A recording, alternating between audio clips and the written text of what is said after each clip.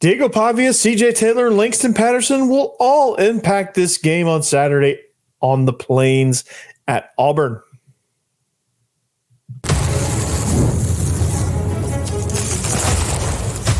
You are Locked On Vandy, your daily podcast on the Vanderbilt Commodores, part of the Locked On Podcast Network, your team every day. Welcome into the Locked On Vandy podcast on the Locked On Podcast Network. I'm your host, Corey Burton. Thanks for making Locked On Vandy your first listen every day. We're free and available wherever you get your podcast and on YouTube as a part of the Locked On Podcast Network, your team every day. Today's episode is brought to you by Game Time. Download the Game Time app, create an account, and use code LOCKEDONCollege for $20 off your first purchase. Well, as Vandy prepares for this road matchup, this game will come down to a monster battle in the trenches. We call it trench warfare. However, Diego Pavia, CJ Taylor, and Langston Patterson will be major impact players in this game. Now, there's a lot of things. There's a lot of layers to this game. There's a lot of things to unfold about this game, but I think it's going to come down to, for Vandy, these three players. Okay, these are some of the players to watch, and if I had a fourth blank, I would give you Randon Fontenette, because I think he's going to affect the game as well, and mostly on the edge and some in the short passing game. But let's start with Diego Pavia. Okay, that's the obvious one. I think how he's going to impact this game. Okay, the way that he's going to impact this game and the way that I see this thing going for him is it's going to depend on how healthy he is. It's going to depend on how well that leg responds on the road. What I love about Diego Pavia in this matchup is that he is very familiar with Hugh Freeze's teams. He probably, out of all this entire Vandy roster, he knows this building, Jordan Air Stadium, probably the best. He's probably the most comfortable person in this building. So when you look at it, Diego Pavia, again, like he's just kind of like the permanent impact player on this offense. He's kind of the permanent guy that he's the stir that straws the drink on offense. He kind of makes things go.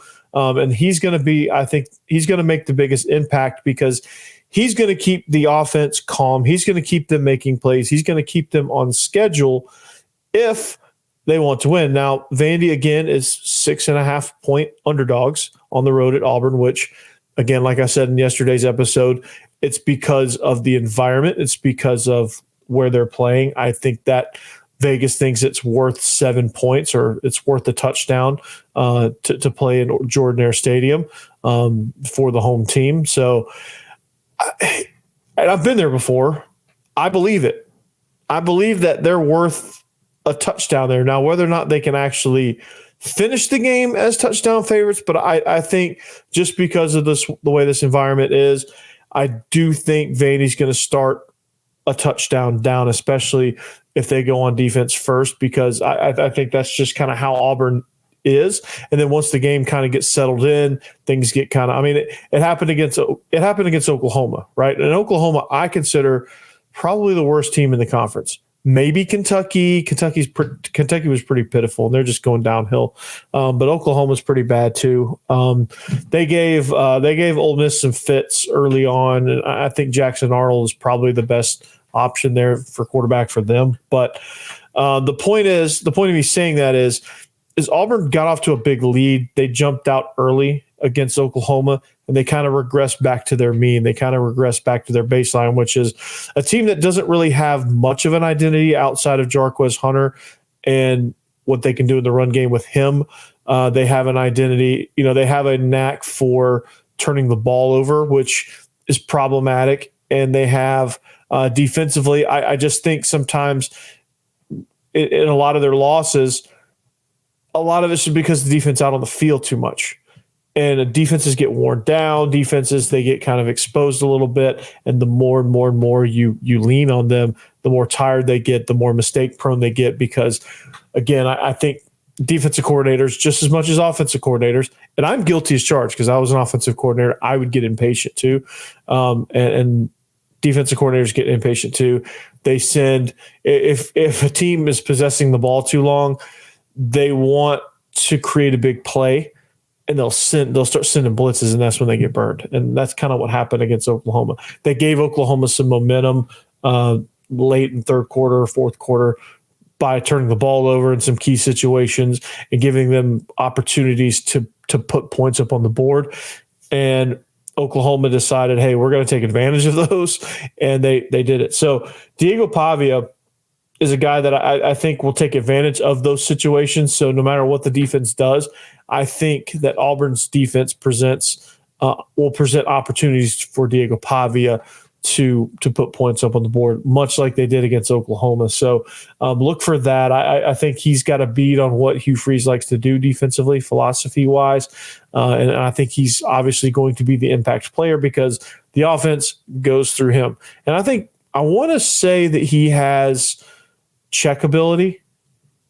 I think he has the ability or the permission to audible. So that's something that's interesting. So I think he's an impact player now. But I think I struggle to pick two other guys on here because I wanted to make sure I got the right two, and I think I did. Because Langston Patterson, CJ Taylor, and if there was a third, it'd be Randon Fontenette. If there was a fourth, it would be Miles Capers. And then a sixth. Well, we're going to talk about the sixth here in the next segment with trench warfare. But Langston Patterson, I think, is going to be huge in this game because mentally he's got to get these guys lined up defensively. I think watching film and understanding some of their tendencies, he's going to be a major part in trying to diagnose a lot of that stuff, and a major part in trying to make the plays and make the stops. When Auburn wants to run off tackle versus when they want to run inside, how do they use their run game in certain situations? When do they use their quarterback? Is it a certain part of the field? Is it a certain down of distance? Is it out of certain formations with certain looks to it, like whether they motion to it or not? Like if they're going to set some automatic triggers, things like that. So what are the calls that you need to make to be able to get guys in place to be able to get you in or out of a good play call, or get you into a good play call out of a bad one? And I think that's what Langston Patterson, I think that's going to be his job this week. He's going to have to run C gap to C gap. He's got to make plays. He's going to have to make sure everyone's maintaining their gaps. He's got to make sure that they're sound in their calls and sound in their preparation so that Jarquez Hunter can't get going, right? That's the key. And he's going to be the key part of stopping Jarquez Hunter from running wild on Vandy's defense. And trust me, Jarquez Hunter has a chance to do that. I've seen him do it against a lot of different defenses. I've seen him do it time and time again. But the reason why Auburn's 3-5 is because they just don't have much. They just don't have much off of that. Peyton Thorne is a quarterback that holds the ball too long. If they can put the ball into his hands more and get into situations to where they have to put him into drop back passing mode, that's good for Vandy's defense, because I think Miles Capers will feast. I think these interior guys will be able to push the pocket enough from the inside and not give him areas to step up in, that he will hold the ball too long. And I think there's some opportunity to poke the ball out and steal a couple of possessions. So, but that doesn't happen if Auburn's able to run for 278 yards. It's not going to matter what Peyton Thorne does if Jarquez Hunter's able to rush for 278 yards again. So that's something that Vandy has got to watch carefully in that Kentucky game, see what Kentucky did against them, see what situationally how they used Jarquez Hunter, and see what they did to get the 278 yards. So, but the last impact player, CJ Taylor, I think he's intricate, and he's going to be an integral part of this, because in the passing game, you need somebody that's a disruptor. You need somebody that's going to be covering the middle of the field and just really kind of presenting problems on the back end to the quarterback, because I think this quarterback's processing speed is not very good. I think he's very indecisive, and he holds on to the ball too long, and maybe he's gotten better at that. Maybe they've schemed him into more quick game. But nonetheless, if they can get Auburn in situations to where they have to, like I said, to where they have to drop back and pass, I think CJ Taylor's smart enough. I think he can organize the back end enough to where they can start disguising some looks. He can start disguising some looks where he presents middle of the field open, and then he drops back at the snap of the ball, makes it middle of the field closed, and Peyton Thorne throws one right to him. Things like that I think he's going to be able to do. I think these corners are going to have a fairly, I don't want to say easy time because it's an SEC. They're an SEC team, and they recruit SEC caliber receivers. But I think out of all the receivers they face, this might, I don't know if this is, it just depends kind of how the run game's going. It depends on a lot of things, but I think the secondary is going to have an easy time because I don't know that the ball's going to get, I think they're going to get a lot of pressure, and I think Auburn's going to struggle a little bit protecting, which naturally helps the secondary. Now, if he's back there with time, any bit of time, these receivers are good enough to get open. So it's going to be a challenge. Like CJ Taylor's going to have to disguise some things to where it confuses him, to where he pauses, because I've seen that. Oklahoma did that to him. I haven't watched very much Auburn football. I'll admit that. I haven't watched a ton of games. I've watched Auburn, but not like kickoff to triple zeros. But I did watch that Oklahoma game pretty closely, and I noticed that Oklahoma, they tried some different things defensively.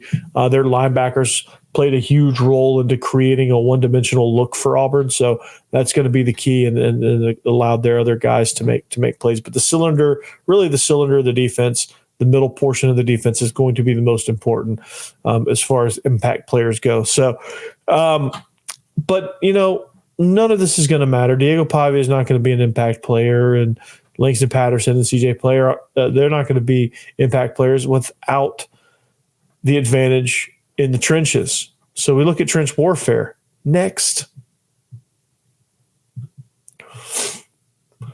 All right. Game time. Yeah, you know what time it is, right? So Game Time has a new feature called Game Time Picks that makes getting tickets to see all your favorite teams play live even easier.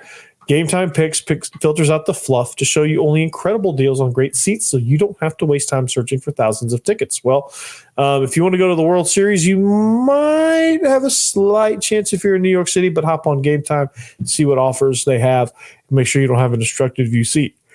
All right. Game Time Picks, again, it just makes the curation so easy to save on sports and comedy and theater and concerts or whatever it is you want to go to. And all-in pricing is, you toggle this feature and it shows you the total up front, which means you get no surprise fees at checkout.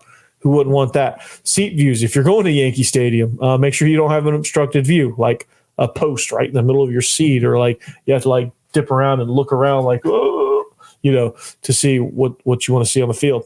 But you do get a panoramic view from your seat in the app before you buy. That's a really cool feature there. They have the lowest ticket price guaranteed, or Game Time will credit you 110% of the difference. And also their ticket coverage means your purchase is covered with the most flexible customer service policy in the ticketing industry. So take the guesswork out of buying tickets with Game Time Picks. Download the Game Time app, create an account, and use code LOCKEDONCollege for $20 off your first purchase. Terms apply. Again, create an account and redeem code LOCKEDONCollege. It's spelled LOCKEDONCOLLEGE for $20 off. Download Game Time today. What time is it? Game time. It's game time. All righty, welcome back. Segment number 2 here on the Locked On Vandy podcast on the Locked On Podcast Network. Thanks for making us your first listen each and every day. We certainly do appreciate it. I certainly do appreciate it. I know the Locked On Network certainly appreciates it as well. But thank you for making us your first listen. If you need a second listen, check out Locked On SEC. I'm not on the squad this week for reasons that I don't really want to get into, but they're going to be in Halloween costumes. So I'm hearing that's going to be fun. So keep an eye on that. And that's going to be a lot of fun and a lot of hijinks. So talking about some trench warfare, man, this is going to be incredible, man. This is going to be one of those battles to where, this is where it's going to come down to, right? Vandy's offensive line has done a tremendous job, especially in the second half of games, of really buying into the identity and really creating some really good running lanes. And they've done a really good job of protecting Diego Pavia. They struggled a little bit against Texas, but also I kind of chalk that up to Texas just being Texas, right? So this game's going to come down to the trenches, okay? Because both teams, their identities offensively are to run. And both defenses are going to have trouble with that, especially Auburn's defense with the option attack. Like Hugh Freeze said yesterday, I mean, you're basically playing Navy, right? That's what he said. I don't know if he said it in that voice, but that's what he said. And he's sick of seeing Diego Pavia. And he's going to be sick of seeing Diego Pavia because Diego Pavia is going to run wild on you, brother. So Auburn's defensive line is, I would consider them really good. I would consider them a team that should be a force to be reckoned with. I think they do a good job up front year in and year out, and they get after you, man. They flat get after you, and they're very disruptive in the run game. So I think Vandy's going to have their hands full as far as being able to get some things going up front. But I have confidence, and I really – they did some really good things against Texas. Like, I didn't think they were going to be able to get some inside run against Texas. I thought they were going to have to get everything outside, and they were just going to run inside to really kind of just keep Texas honest. But they ripped off some big gains, especially as a drive starter. It looked like the defenders were trying to read a little bit. It looks like they were trying to guess, and sometimes they guess wrong, and Cedric Alexander or A.J. Newberry just run right by him.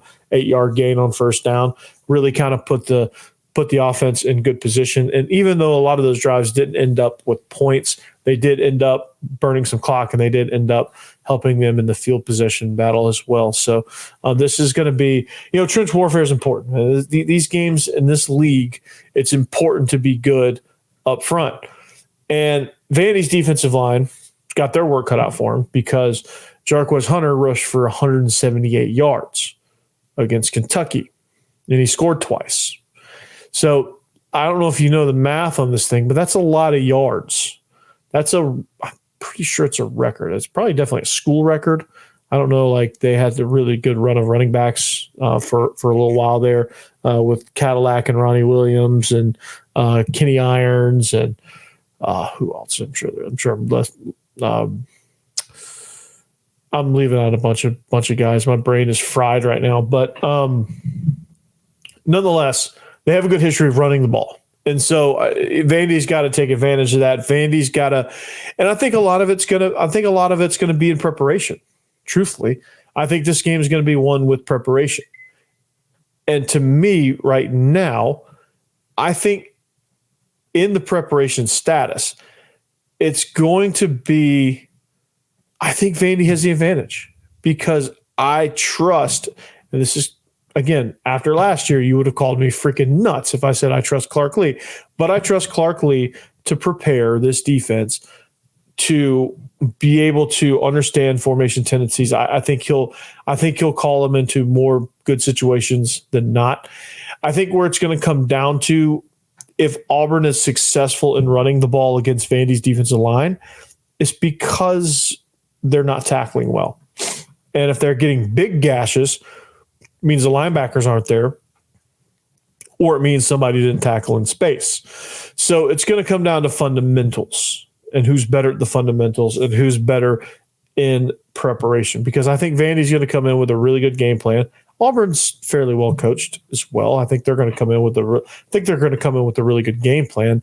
I don't know how well they adjust, but Vandy does a really good job of adjusting to what you do because that's just kind of how they have to do it. They have to outcoach you. They have to be over prepared. They have to be in the right place at the right time to make the play because Vandy's defense, albeit has some really good pieces to it, they don't have any of those dominant pieces that it doesn't matter if the scheme breaks down. They can just swim move, club a guy and break apart and make a tackle, and it doesn't matter because you can't block them.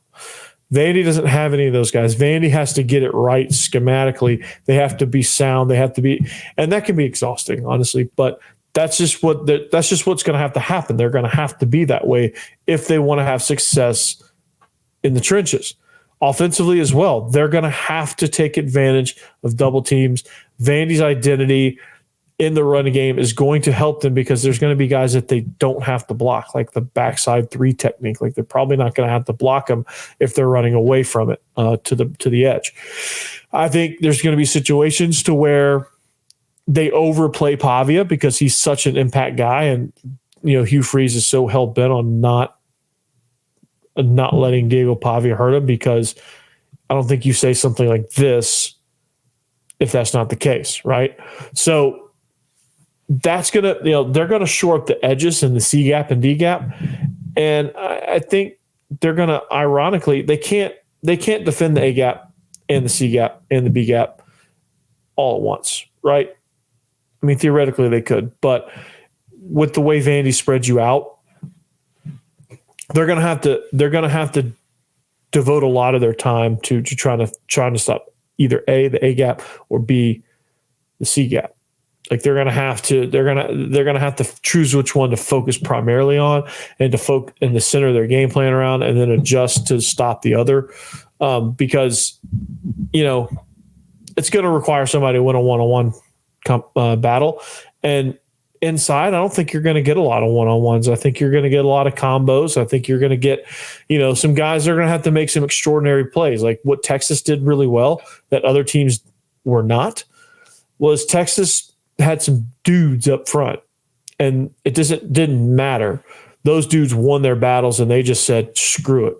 We don't have to, Texas is good enough to say, we ain't got to have a game plan. It doesn't matter. We're just going to bowl you over. But that's the important part. Like Vandy's offense is going to have to figure out and identify who the impact players are based on certain looks. Like they're going to have to look at film and say, okay, well, we line up this way. This guy is going to be the guy that can hurt us. This guy is going to be the guy that can hurt us. We need to focus on getting those two guys sealed. We can make do with the others because they're not quite as impactful with what we're trying to do out of this certain look. And it's going to be situationally, like it's going to be that impact player is going to change by the formation. So trench warfare, it's going to come down to preparation, whatever. But Vandy continues to do well in recruiting. They had a really big weekend. Did the loss affect anything? Well, let's find out next.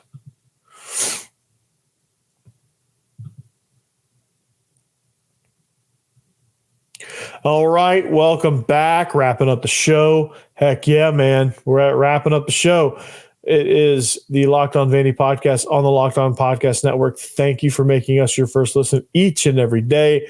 I am pleased that you're with us, and thank you for making us part of your day. If you need a second listen, again, check out Locked On SEC. Check out Locked On Ole Miss.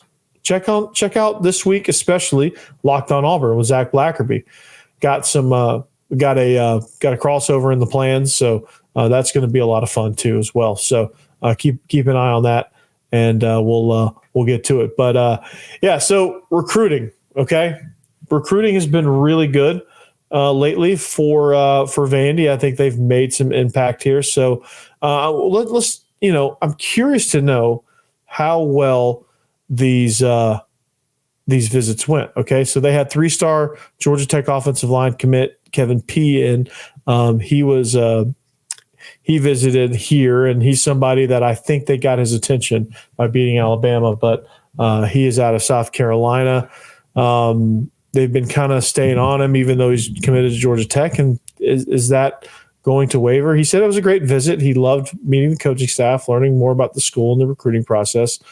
He said the game was great. The atmosphere was great. But again, I think that Vandy is starting to put a product on the field that's going to attract the fans.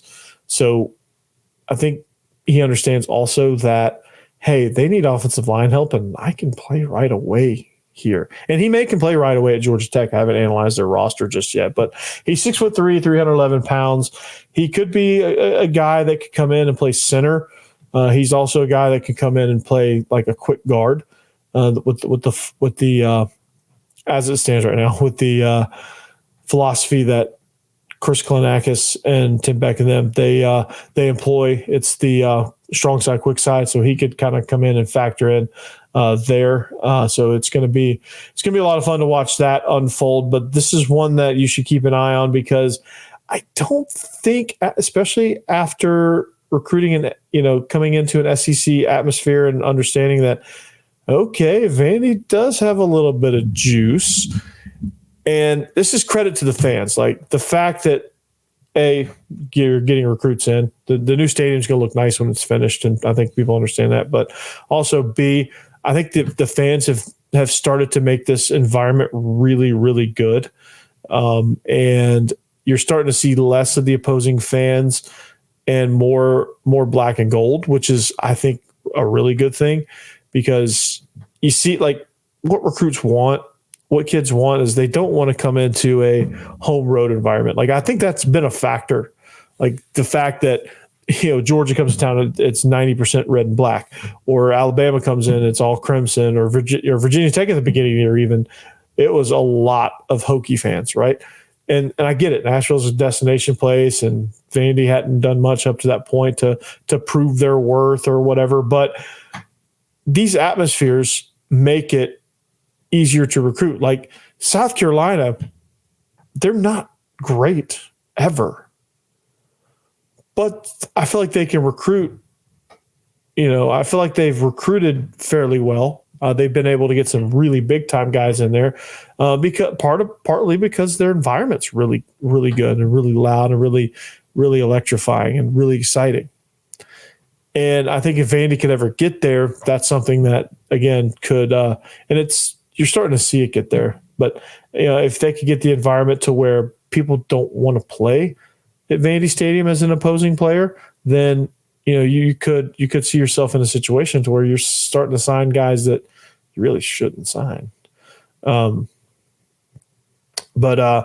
Devin Chandler, he's a commit. He's committed to Virginia right now. As of right now, I'm sure he loved that Vandy beat Virginia Tech earlier. But he made an official visit this past weekend.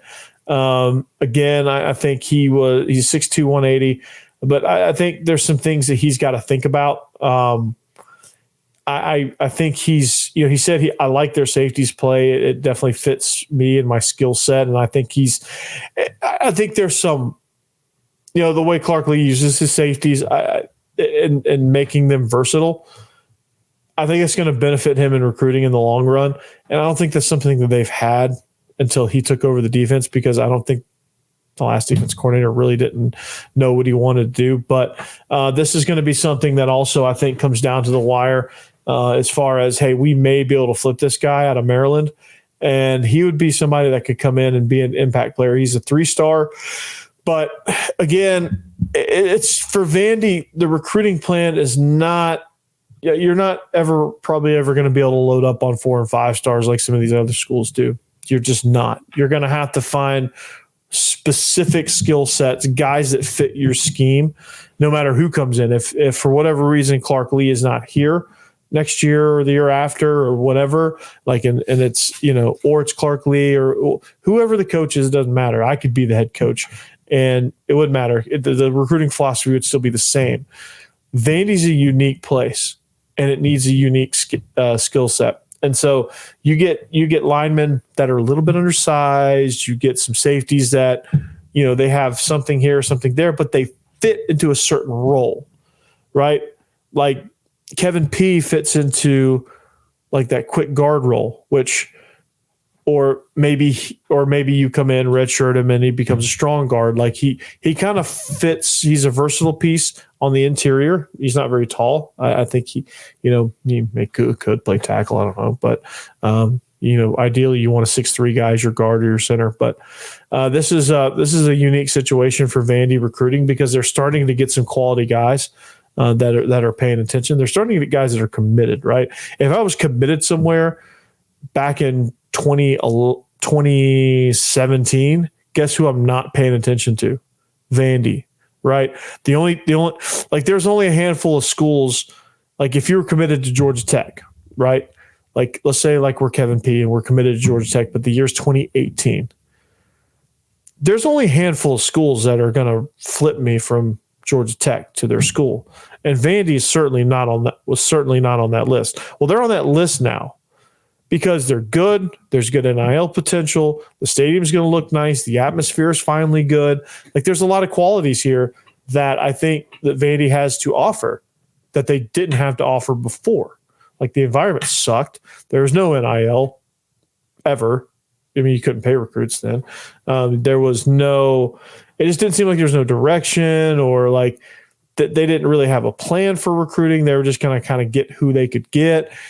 And it didn't serve them well, but I think there's a more concentrated approach to this thing. I think there's more of a concerted effort to say, okay, well, this is what we are. This is how you fit.